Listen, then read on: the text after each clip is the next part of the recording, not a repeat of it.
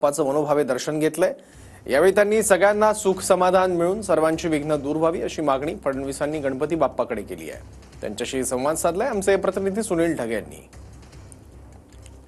मुख्यमंत्री देवेंद्र फडणवीस नागपुरातील गणेश मंडळांना भेटी देत आहेत आणि सर्वत्र गणेश मंडळांना जाऊन त्या ठिकाणी आशीर्वाद घेतात आहे। हे महत्त्वाचं म्हणजे अनेकांना भेटी।